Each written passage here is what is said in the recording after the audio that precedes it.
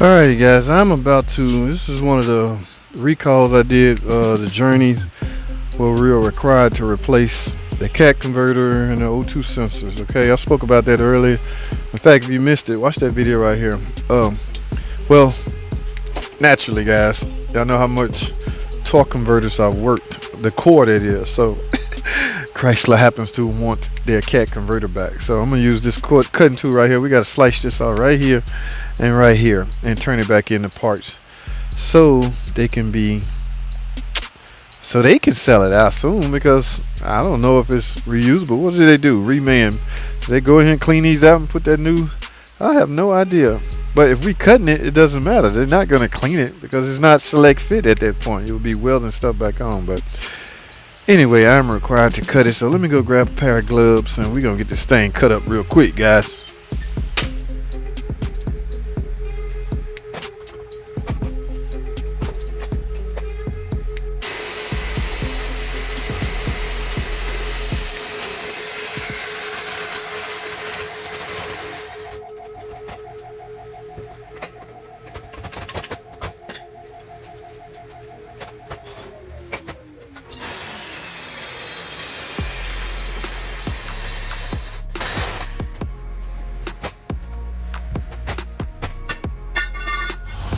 Hey, it's running, man. It is running.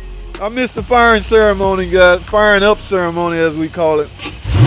But it was loud when he first fired it up. It was a slight delay, man. Y'all know about fuel have to finally make it up to the injector rail, and the oil has to finally pump up the lashes. Y'all know the drill. You don't install an engine and expect it to start right away. That's sort of a thing called a primer. We have to prime this stuff, guys. It don't just fire up. So as long as y'all understand that, one thing that you shouldn't do not panic. Whatever you do, don't panic. If it's spinning, I heard it down here spinning over and over and over and over and over. But you know what? He kept his cool. He stayed calm. He relaxed. He hussard. And he brought it down a temperature. Turned it off for a while. Then he tried it again. And of course, it fired up. All right. So whatever you do, don't panic if it don't start right away. You gotta prime it up, guys. That seems to be the way new cars or way new engines act when you first install them. Y'all understand that. Y'all know I clown around a lot, but to this day, I still don't know why we replaced. Oh, this the one was knocking on the bottom end, wasn't it? Yeah, it had a bottom end knock, guys. But don't panic. That's not the characteristics of the 5.7. It's just one of those fluke situations. It happens from time to time. All right, you just do your part. Change the oil when you're supposed to, and chances are it won't happen. Now, I'm not saying they wasn't doing what they were supposed to do. We'll never know that. You'll never get the truth out of a customer on such things. So we just do what we got to do. If it's covered, it's covered. We got to install it, we install it. That's how it go, guys. But this baby is running. He already turned the old one in. So, hey, what's going on over here? Oh my goodness. What in the world? Oh, this come out of that Durango over there. This is an old school, old style. Look at the gas on these babies. Yeah, it's an old model here, guys.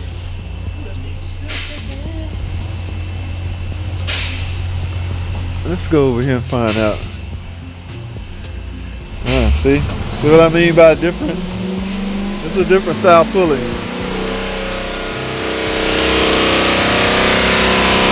Trying to get those lifters to pump up. They're not all the way pumped up, but they there. They're almost quiet. You almost was there, man. 0W40, right? See that? 0W40, guys. Not your typical 520. This one take that synthetic good stuff. See that bubble? Oh, it's got a, okay. Yeah. Oh, I need to do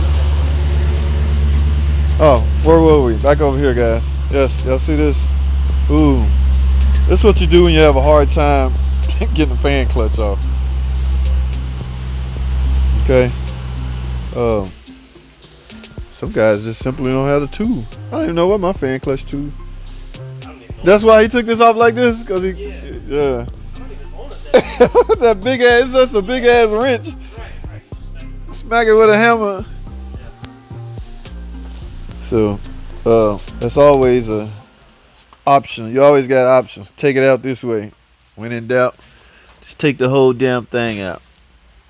But mission accomplished, as you can see. But I'm curious, what was wrong with this baby? Where did it come out of? I think it came out of here, guys. Yes. Oh, this is an Aspen. Alrighty. These guys yank these things out like it ain't nothing. You hear me? It's really shocking that they want to invest. Well, it's still a nice looking vehicle, guys. If I had to guess, I'd say 07, 08 with a Hemi. Yes, it's worth keeping. Worth keeping, that is for sure. Get everything out your way, yank it out, and go from there, guys. Alright. So, the V6. Hey, you know the V8 Wrangler's coming out. They're coming out with the V8? Yes, I've been reading up on it. I got to do a whole story on it next week. Talk about any room under there to work on. I don't know. I hope they have one at the training center when I go next. Oh, that's in December. Yeah, next week. Yeah, I finally got a class for something. I don't know what the class for, but I'm gonna learn about everything. I hope these vehicles are in there, because that's where I get most of my extra curriculum learning. Not just the topic we in. When I go to school, I try to learn everything. Still trying to get these lash adjusters to pump up. We're almost there. Let's take a listen at this exhaust, guys. Ooh, y'all hear that? Take a listen to this.